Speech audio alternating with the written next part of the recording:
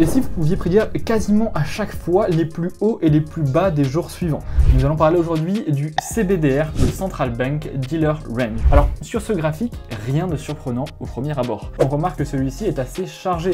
On y retrouve des breakers, des liquidités, des différentes sessions, mais on y remarque aussi ces mystérieux rectangles. Chacun placé à des endroits précis et multiplié sur une même ligne, certains en montée et d'autres en descente. Ça, c'est ce qu'on appelle le CBDR. Concrètement, en quoi cela consiste? Comme expliqué juste avant, ce dernier nous permet d'anticiper le mouvement du prix et plus particulièrement les highs et les lows des journées à venir. Vous l'aurez compris, cela se crée sous forme de range, une zone que l'on trace à un endroit précis sur notre graphique. Et justement, ICT explique que cette zone se trouvera toujours de 14h à 20h, heure de New York, ce qui équivaut de 20h à 2h du matin, heure française. Comme d'habitude, je vous mettrai le lien de la vidéo originale en description, c'est pas moi qui l'invente. Il explique également que cette zone doit respecter quelques règles pour être valide. Le range doit au maximum faire entre 20 et 30 pips. ICT indique que le maximum est de 40 pips, mais pour vous, dans un premier temps, je vous invite à ne prendre en compte que ceux qui sont au maximum à 30 pips. Cela veut dire que vous pouvez très bien avoir un CBDR de 13 pips, 15 pips ou 19 pips. Par contre, si celui-ci a réalisé une hausse ou une descente de 32 pips, on ne le prendra pas en compte. Pourquoi?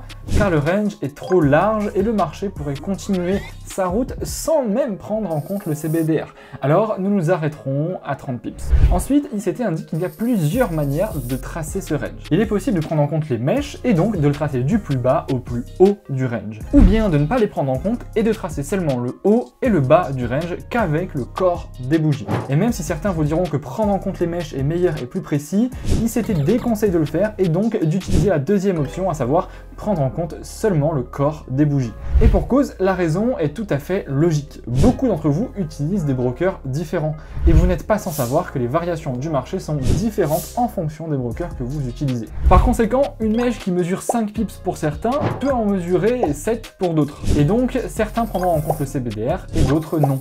Alors, pour éviter toute confusion, ICT recommande d'utiliser le corps des bougies pour tracer le range. Bon, ça, c'est les règles à respecter absolument lorsque vous appliquez le concept. Avant de continuer, sachez que toutes les notes de cette vidéo sont disponibles en description. Maintenant, voyons ensemble comment cela fonctionne.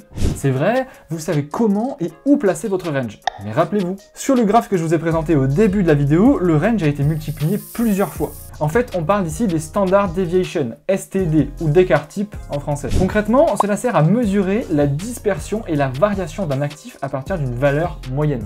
Et oui, je vous prévenir, cette définition est complexe, tout comme la formule pour calculer cet écart d'ailleurs. Honnêtement, je la comprends pas. Mais je vous rassure, nous n'allons rien calculer. Enfin, presque. Notre but avec l'écart type va simplement être de prévoir la volatilité de l'actif en question. Et ça tombe bien car notre écart type, nous l'avons déjà trouvé. Il s'agit du CBDR. Autrement, du range que nous avons tracé juste avant. Donc en regardant ce schéma, nous avons notre CBDR tracé ici, pour notre écart type 1, placé au-dessus ou en dessous. Pareil pour l'écart type 2, pareil pour l'écart type 3 et pareil pour l'écart type 4, ou STD1, STD2, STD3, STD4. Si vous commencez à regarder des vidéos en anglais, on parlera plutôt de STD, Standard Deviation. Qu'est-ce que ça veut dire? C'est simple, plus nous nous écartons du CBDR, plus l'écart type est élevé et donc plus la volatilité est élevée. Lorsque les écarts types sont placés en bas, nous chercherons alors à acheter. Et lorsque les écarts types sont placés en haut, nous chercherons à vendre.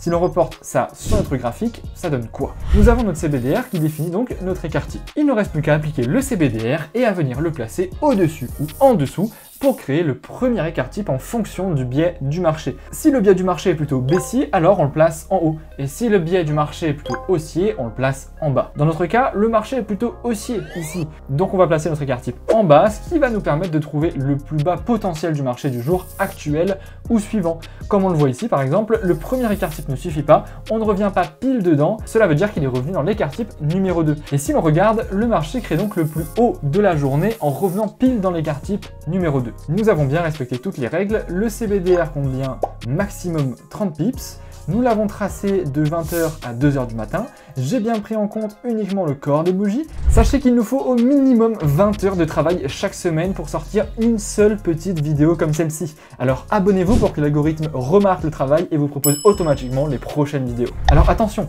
le CBDR ne fonctionne pas seul. Cela veut dire que vous ne devez aucunement prendre un trade seulement avec le CBDR. Non, il s'agit d'un outil en plus à utiliser dans votre stratégie pour vous permettre de rentrer en position si et seulement si vous avez des confirmations en low time frame et que c'est dans votre biais HTF. Car oui, je peux très bien avoir un CBDR qui fonctionne très bien avec le marché, qui revient dans mon troisième écart type par exemple, mais ne rien avoir en low time frame et donc ne jamais entrer en position. Alors voilà, maintenant nous avons vu la partie théorique et comment ce concept fonctionne. Nous allons voir maintenant quelques exemples pour que ça rentre mieux. Sur ce graphique de GU, en H1, nous avons 4 zones de CBDR. Le premier qui mesure 13 pips, la seconde 58 pips, la troisième 19 pips et la quatrième 16 pips. Si nous nous concentrons sur notre premier range CBDR, nous remarquons qu'il respecte bien toutes les règles fixées. 20h à 2h, corps des bougies, nombre max de pips. Par conséquent, il ne nous reste plus qu'à le dupliquer pour former notre premier écart type. Malheureusement, ça ne suffit pas. Regardez à droite, le marché revient bien plus haut, donc nous devons placer le deuxième. Et effectivement, nous arrivons pile sur le retracement effectué par le marché, ce qui crée donc le high de la journée pour un total de 2 écarts types. Et c'est donc dans cette zone que nous allons chercher à entrer en low time frame.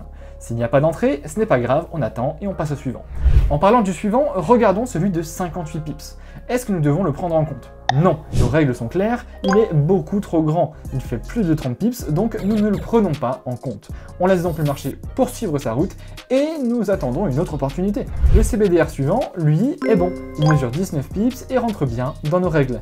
À court terme, le marché est plutôt haussier, donc on place notre écart type en bas. Encore une fois, ça fonctionne parfaitement, le marché crée le plus bas de la journée, ce qui nous donne l'opportunité de chercher une entrée dans cette zone. Évidemment, tous ces exemples sont directement tirés de la vidéo originale ICT. Comme d'habitude, vous le savez, je n'invente rien, je suis 100% transparent. Voici un nouvel exemple, le dernier CBDR de la semaine. Il rentre bien dans le maximum des 30 pips, le marché est haussier, on place notre écart type en dessous, on remarque que ça ne suffit pas, alors on prolonge avec un deuxième écart type. Et une nouvelle fois, tout est logique et rien sur le marché n'est dû au hasard. On revient un pile dessus, ce qui nous crée le plus bas de la journée avant de repartir à la hausse, comme prévu. Ce que je viens de vous montrer là se passe presque tous les jours sur le marché. Mais encore une fois, cela ne veut pas dire que cela fonctionne tout le temps. Parfois, les règles ne sont pas respectées ou alors aucune opportunité en LTF ne s'offrira à vous. Alors, à vous de combiner ce que l'on vient de voir avec votre stratégie ou les stratégies que je vous ai déjà données sur la chaîne YouTube et cela va sans aucun doute vous permettre d'optimiser encore plus vos trades,